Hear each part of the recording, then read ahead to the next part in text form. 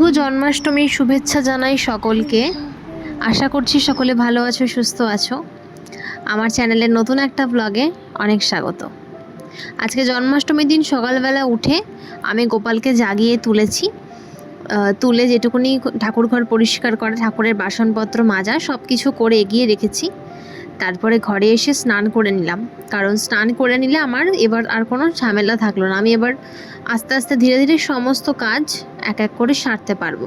তাও তো এবছর আমি সব বাইরে থেকে কিনে নিয়ে এসেই ঠাকুরকে পুজো দিচ্ছি, বাড়িতে কিছু বানাতে পারছি না অসুবিধা থাকার কারণে।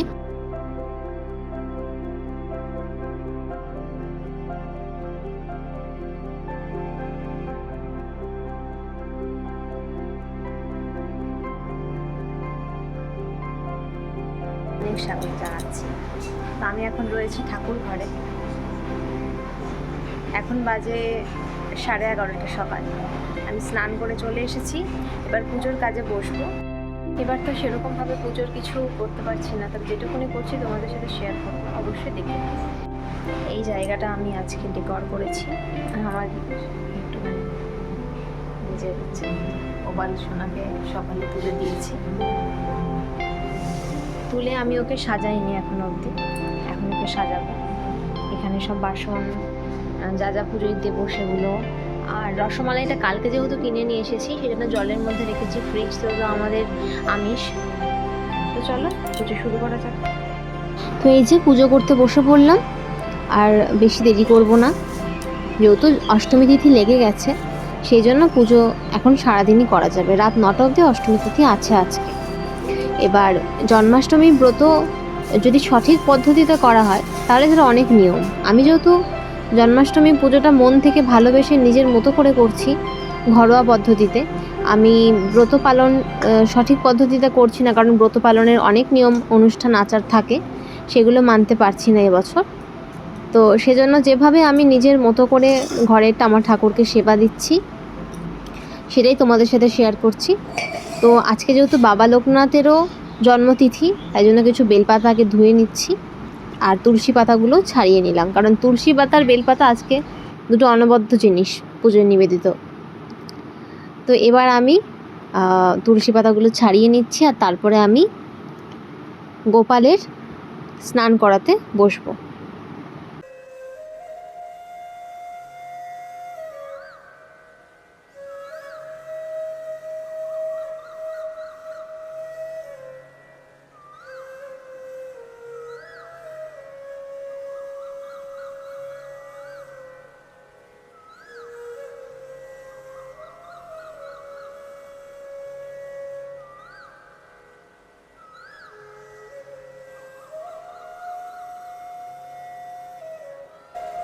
তো এই যে এবার আমি গোপালকে স্নান করাবো, এই তাম্রকুণ্ডের মধ্যেই, এই পাত্রের মধ্যেই স্নান করাবো। আগে চন্দন দিচ্ছি ওর গায়ে একটু লাগিয়ে।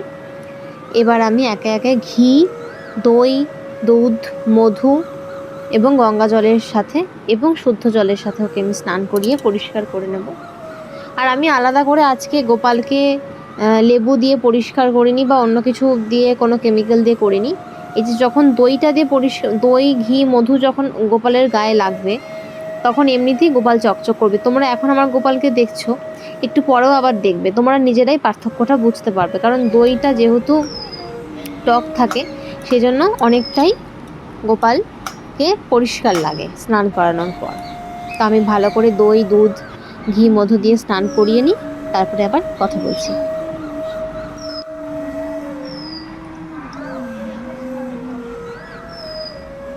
তো গোপালের স্নান করানো হয়ে গেছে, আমি গোপালকে গা মুছিয়ে আসনে বসিয়েছি। এবার আমি গোপালের জামা পরাবো।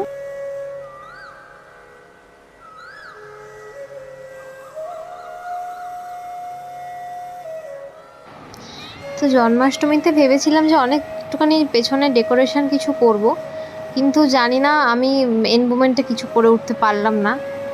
তবে যেটুকুনি পেরেছি সাজানোর চেষ্টা করেছি। তোমরা লাস্ট অবধি দেখলে বুঝতে পারবে যে আমি পেছনের দেওয়ালটাতে কীভাবে কী সাজালাম। দুটো ময়ূরের পালক এনেছিলাম, সেটা তো রেখেইছি। একটা ময়ূরের পালক তার মুকুটের সাথে দেবো, আর একটা পেছনে ডেকোরের জন্য রেখেছি।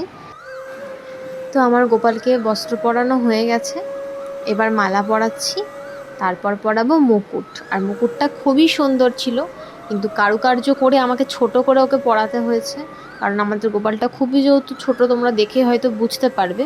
আর মুকুটটা ছিল অনেকটা বড়, অত বড় মুকুট পরানোটা একটুখানি চাপের ব্যাপার হয়ে যাচ্ছিল।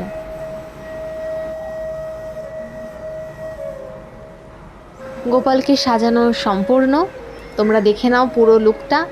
আর গোপালকে খুবই সুন্দর দেখতে লাগছিল, সকলে দেখো। আর পেছনে দেখো এইভাবেই সাজিয়েছি রজনীগন্ধার মালা আর ময়ূরের পালক দিয়ে। তারপর পুজোটাও সেরে নিয়েছি। পুজো করার সময় আমি ভিডিওটা করতে পারিনি, তার জন্য দুঃখিত। আর এই যে এবছর একটু সাধারণ ছিমছামভাবেই পুজোটা সারলাম। গোপালের কিছু পছন্দের ফ্রুটি, চকলেট, আর আমি আগের দিন স্বপ্নে দেখেছিলাম গোপাল দুধ খেতে চেয়েছে বা দুধ খেয়েছে আমার হাত থেকে, সেজন্যই আজকে দুধটা স্পেশাল। তার সাথে রসমালাই, দই, মাখন, ফল, মিষ্টি, এই তো তালের বড়া, এই দিয়ে পুজো দিয়ে আমি আজকে ভাত খাবো না, তার জন্য ডালিয়ার খিচুড়ি করে খাচ্ছি। আর এরপর মা বাড়ি থেকে প্রসাদ পাঠিয়েছিল, একটু প্রসাদ খেয়ে নিয়েছিলাম। এইভাবে আজকের দিনটা আমি কমপ্লিট করলাম, আর তোমাদের সাথেও ব্লগটা শেয়ার করলাম। তো তোমরা অবশ্যই আমাকে কমেন্ট করতে ভুলো না কারা কারা পুজো করেছো, আর আমার ব্লগটা কীরকম লাগলো অবশ্যই জানিয়ে যেও, লাইক করে দিয়ে যেও, আর সাবস্ক্রাইব করো ভালো লাগলে। দেখা হচ্ছে পরের ভিডিওতে, ততক্ষণ সুস্থ থেকো, ভালো থেকো, টাটা।